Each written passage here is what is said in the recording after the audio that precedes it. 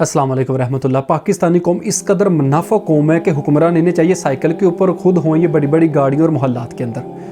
हज़रत उमर रज़ी अल्लाह अन्हु जैसा हमें हुक्मरान चाहिए और हमें खिलाफत का निज़ाम यहाँ पे चाहिए।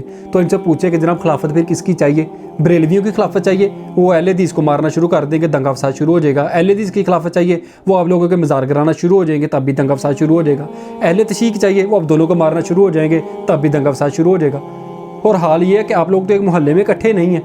इधर एक मौलवी खड़ा होता है अज़ान देने के लिए, उसके 30-40 सेकंड के अंदर अंदर दूसरा मौलवी खड़ा हो जाता है। उसमें इतना हौसला, ये बर्दाश्त नहीं है, सब्र नहीं है कि उसकी अज़ान तो कंप्लीट होने दें।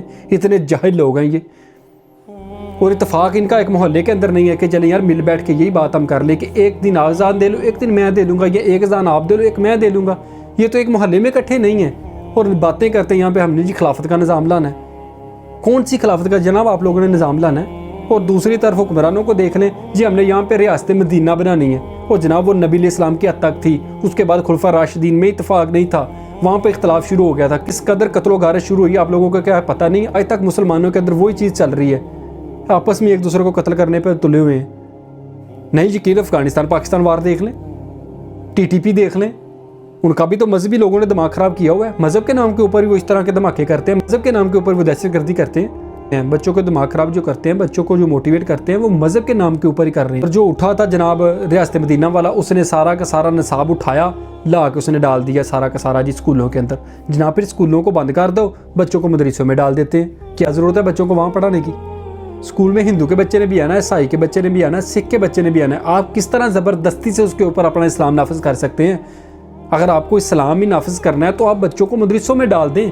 हर बंदा जो है ना अवाम के जज्बातों के साथ खेलता है और इन्हें पता है, इन हुक्मरानों को, इस्टेब्लिशमेंट को बखूबी पता है कि अवाम को कंट्रोल करने के लिए मज़हब ही वह ज़रिया है कि मज़हब के ज़रिए इनके जज्बातों को कंट्रोल किया जा सकता है, इनके दिमागों को मौफ किया जा सकता है।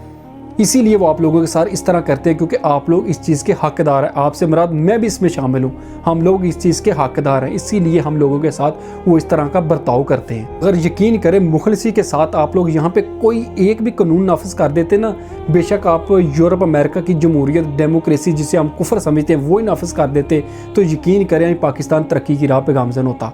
चाइना में कौन सी खिलाफत आई थी? हमारे पाकिस्तान के 1 साल बाद आज़ाद हुए हैं वो लोग, लेकिन विद इन 30 ईयर्स के 30 सालों के अंदर उन लोगों ने अपनी सारी आवाम को पॉवर्टी सर्कल से उठा के बाहर फेंका। कौन सी खिलाफत थी?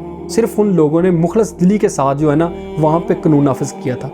बेशक हमारे नज़दीक वो कुफर का कानून ही है, लेकिन पाकिस्तान में आप इस्लामिक सेकुलरिज्म ले आए जिसमें हलाल और हराम का जो फैसला है वो कुरान और सुन्नत से किया जाएगा और हलाल के दायरे के अंदर कसरत राय से फैसला किया जाएगा। जिस तरह मिसाल के तौर पर रमज़ान के अंदर अफ्तारी में इस चीज़ पे फैसला किया जाएगा कसरत राय से कि फालसे का पानी देना है या रूह अफ़ज़ा देना है, ये कसरत राय से हलाल के दायरे के अंदर फैसला किया जाएगा। ये नहीं है कि शराब देनी है क्योंकि वो तो कुरान पाक के नज़दीक पहले से हराम है। इस तरीके से यहाँ पाकिस्तान में इस्लामिक सेकुलरिज्म ले हैं, लेकिन स्टेट का उसमें कोई मज़हब नहीं होगा। स्टेट किसी को यहाँ पे नहीं छोड़ेगी। ये ना हो कि स्टेट कोई भी कुछ करे, स्टेट उठे उसे काफिर डिक्लेयर कर दे, स्टेट उठे उसका सरतान से जुदा करना चल पड़े। स्टेट का फिर कोई मज़हब नहीं होगा। स्टेट सबके लिए एक ही होगी, स्टेट सबको एक ही तरह डील करेगी।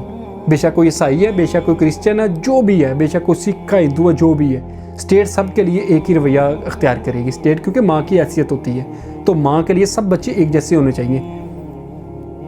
तो इसलिए खुदारा ये मौलवियों से सबसे पहले आप जान छुड़ाएं। ये जो कहते हैं ना जी दुनियावी तलीम, दीनी तलीम, पता नहीं किस जाहल बंदे ने इनके दिमाग में ये बात डाल दी है, दुनियावी तलीम जो दीनी तलीम। वो जनाब जिसका समुंदर है उसके ऊपर कोई रिसर्च कर रहा है तो वो भी दुनियावी की तलीम कैसे होगी? वो भी तो दीनी है।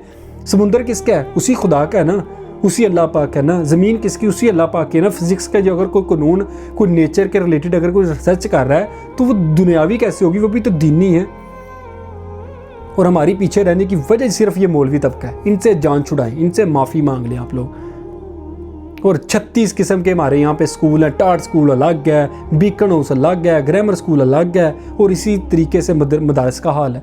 एक बंदे के 5 बच्चे ने, यकीन करेंगे उनके ख्यालात नहीं आपस में मिलेंगे। अगर कोई एक मदरसे में जाता हो, एक कोई टाट स्कूल में जाता हो, एक बीकन हाउस में जाता हो, एक ग्रामर स्कूल में जाता हो, वो 5 बच्चे के घर में इकट्ठे नहीं बैठ सकते, उनके ख्यालात नहीं मिल सकते। ये तो सूरत हाल है इस मुल्क की। तो खुदारा थोड़ा सा खुद समझिए और इस मुल्क का वह जो हल है ना, बेशक आप मेरी बात से इख्तलाफ करें या इत्तफाक करें, एक इस्लामिक सेकुलरिज्म है। और मुखलिस दिली के साथ अगर इसे नाफज कर दिया जाए तो पाकिस्तान आइंदा 4-5 साल में देखेंगे आप किस कदर तरक्की की राह पे गामजन होता है। वगरना जिस तरह की टक्करें मार रहे हैं आप लोग, मारते चले जाएं, इस तरह 400-500 साल लगे रहेंगे, एंड पे रिजल्ट कोई नहीं निकलेगा। जज़ाकल्लाह खैरा।